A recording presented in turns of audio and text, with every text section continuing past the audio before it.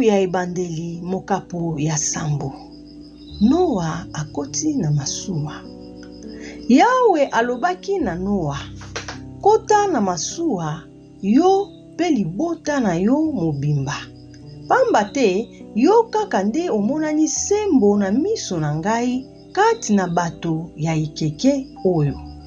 Kamata banyama sambo ya mibali pe sambo ya basi kati na banyama ya lolenge nyonso oyo ezangi mbindo. Pe nyama moko ya mobali pe moko ya mwasi kati na banyama oyo ezali mbindo. Kamata lisusu bandeke sambo ya mibali pe sambo ya basi kati na lolenge nyonso ya bandeke po ete esila te kati na mokili. Pamba te etikali mikolo sambo po ete nanokisa mvula oyo ekowumela mikolo 14 pe babutu 14 pe nakosilisa koboma bikelamu nyonso oyo nasala kati na mokili oyo. Bongo Noa asalaki makambo nyonso ndenge kaka Yawe atindaki ye. Noa azalaki na mibu kama motoba ya mbotama tango mpela eyaki na mokili. Noa pe bana na ye ya mibali elongo na mwasi na ye pe basi ya bana na ye bakotaki na masuwa po ete babika na mpela.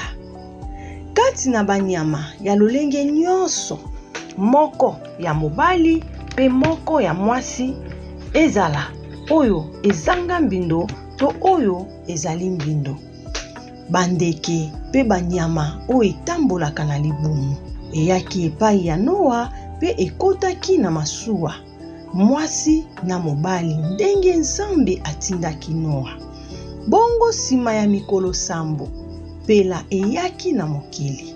Tango Noa akokisaki mibu kama motoba ya mbotama na sanza ya mibale na mokolo ya 17, bitima nyonso ya se pe maninisa nyonso ya likolo efongwamaki.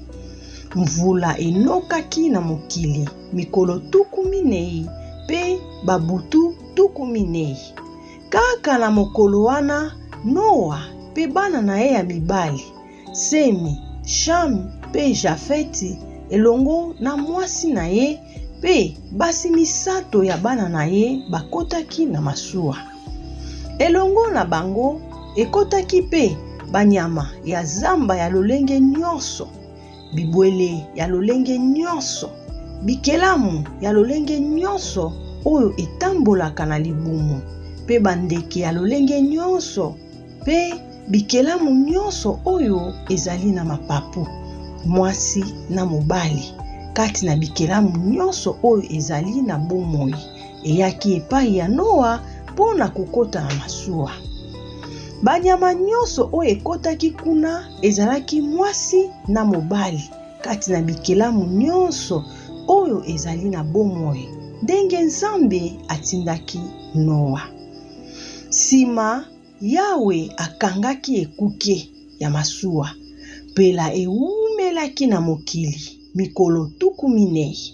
Mai ekomaki ebele pe etombolaki masuwa likolo na yango. Mai emataki pe ekomaki ebele, bongo masuwa ekomaki kotepa-tepa likolo ya mai. Mai emataki lisusu makasi pe bangomba nyonso ya milai oyo ezalaki na mokili ezindaki na se ya mai. Mai emataki lisusu likolo ya bangomba na bosanda ya bametele pene 100 to mwambe.